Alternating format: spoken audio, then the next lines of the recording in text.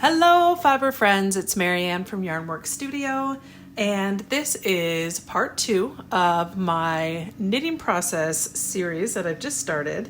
And what the series is we are going to create a garment. We're going to knit it up by hand, start to finish, and I'm going to talk through the process the whole time. I'm not going to do a video where I'm actually just sitting and doing all the actual knitting because I think that would be really repetitive and boring.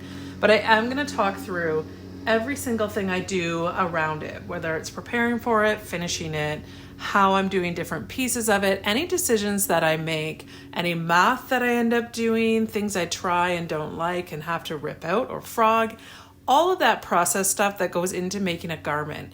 And if you go back and watch the intro video, you can see exactly what we're making, and we can talk a little bit about when I made this project the first time, which is the Douglas Cardi.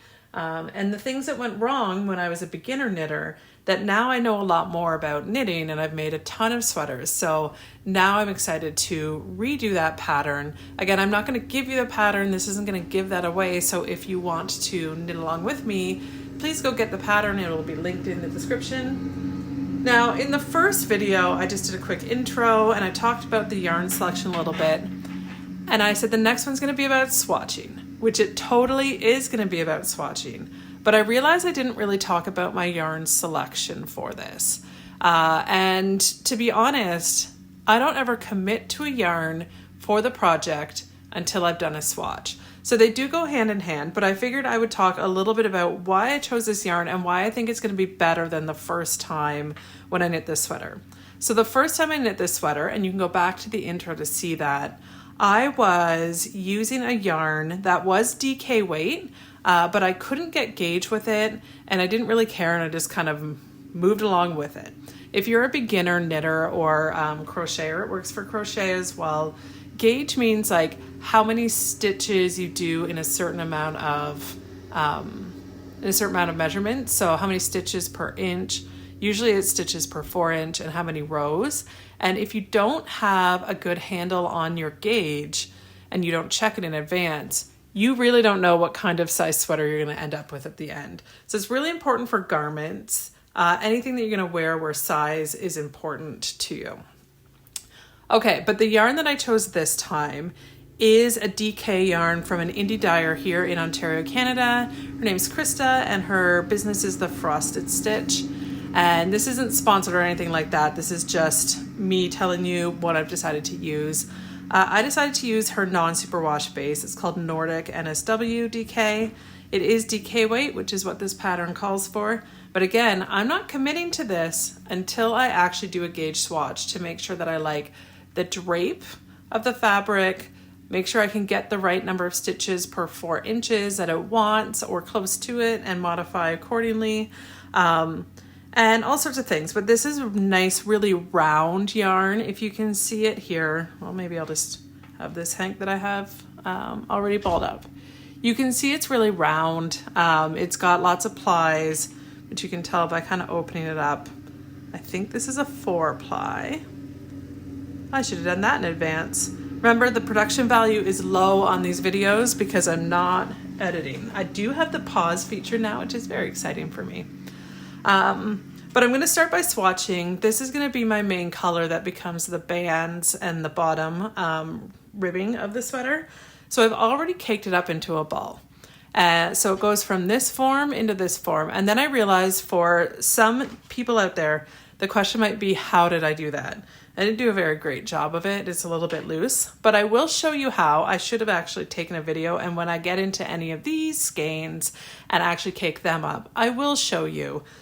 Because I know I want to do like every single step of the process, because there's no question too small or no detail too small that doesn't warrant a conversation. That's the entire point of this series, and why it's going to take a long time for me to do this series, because I'm going to post these as I go so that you can comment questions or things that I missed, and I can make sure I pick them up in future videos. So I will just show you quickly my ball winder. So ball winder looks like this. It usually clamps onto a desk. You feed the yarn in through here, and then as you turn the handle, it's winding onto a cake, which is great. And then you just pop it off and it looks like this. And I like to tuck my my label for the yarn itself on the inside, just for fun, because I also like to use pull from the outside of my cake. Some people like to pull from the inside in the middle, and this does a great job for that too. However, and I'll show you in detail in one of the videos when I get into these other skeins, but the other side of it is I use an umbrella swift, and I'm probably not going to have enough space to actually show you, but I got this and I got my ball winder both on Amazon. Now I'm in Canada. This one was about 20 bucks Canadian, and it's fine. It's not great. It's like plastic and metal, but I broke my other one, and I'm devastated that I broke it because it was a beautiful wood umbrella swift. So this is also an umbrella swift, and it also clamps on to the table. And then what you do, and this one's a little finicky because it's not the best. I don't even know if I can do it like without it clamped on. Let me try. Okay, there we go. And so I'm just opening it up, and then you actually unwind the skein, and it holds the skein around it. You'll see it in the next video. I just wanted to touch on it. And then it spins around, and so when you use the ball winder and an umbrella swift or a tabletop swift or anything like that, you can wind up a nice cake without it taking a really long time. You can also just wind up all by hand. There's a ton of options, so if you have questions, pop them in the comments and I'll get it covered when I actually wind up some of these hanks. So what we're actually going to talk about today is swatching, and I do have a couple videos about swatching. Most recently I posted one with a whole bunch of math about it. This one, all I'm going to do is show you how I'm actually going to swatch and how I selected what I'm going to do. So I selected to start, these are my circular interchangeable needles. This set is by Chowgu, which I love. I have like their complete set, and I love them. I don't really use anything else, but you can use whatever needles of choice.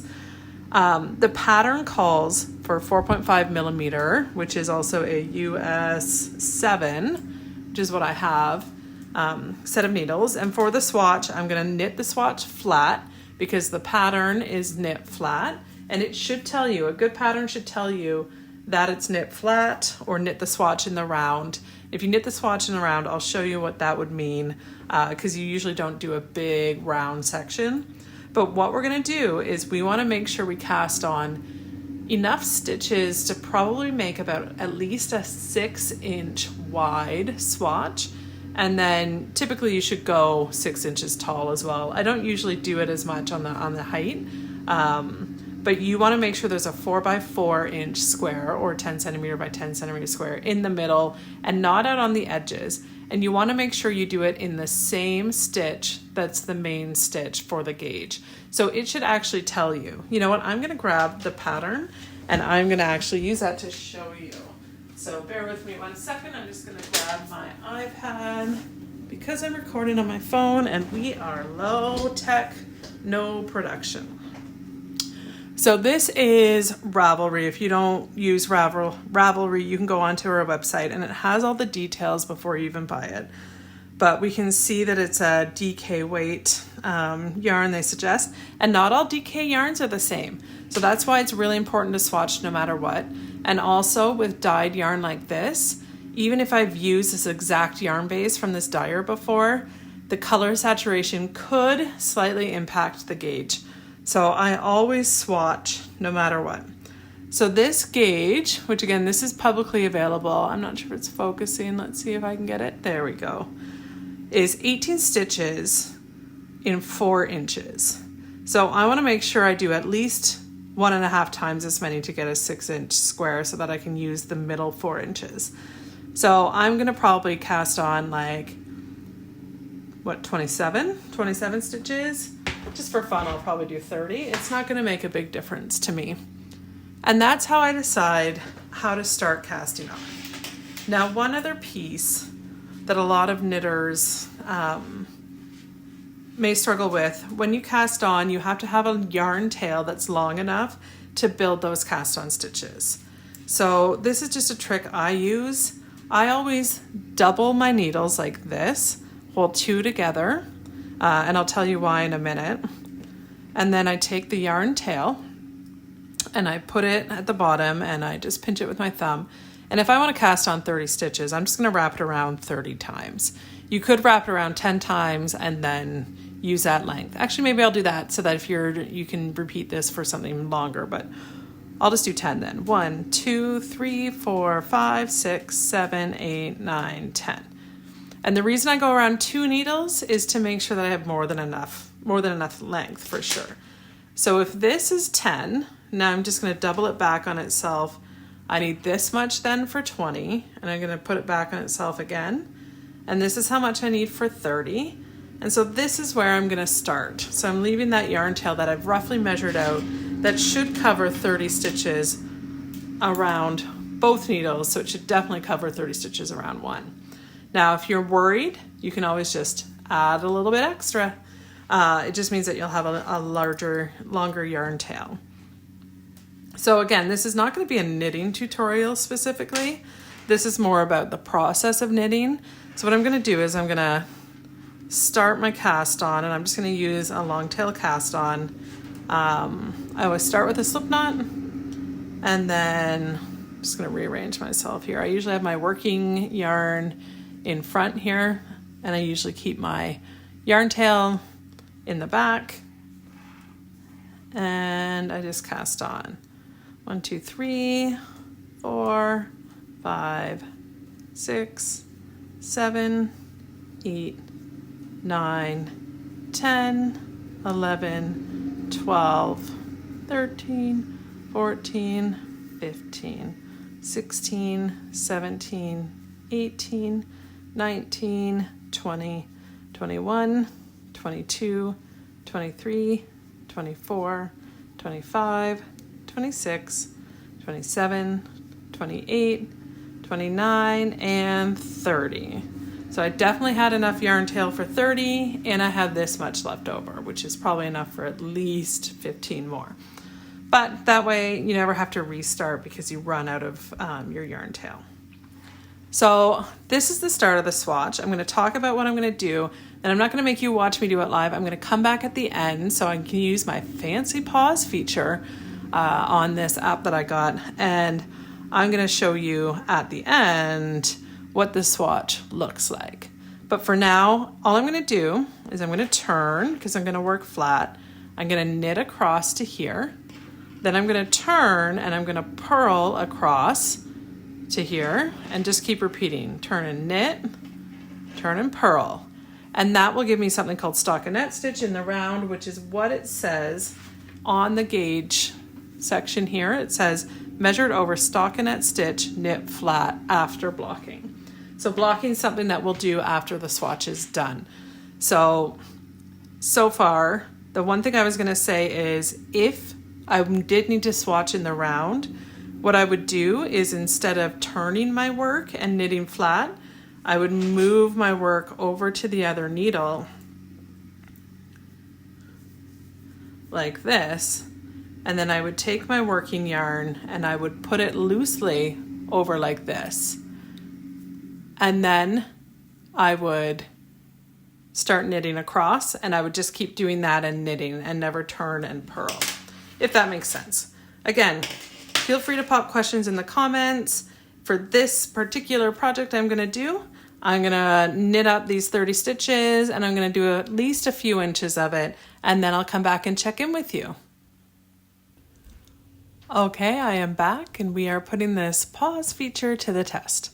So I decided that I'm going to end this video here, and the next piece is going to be what I do with the gauge swatch once it's actually swatched. So I just wanted to show you where I got to. I only did, half a dozen rows or something.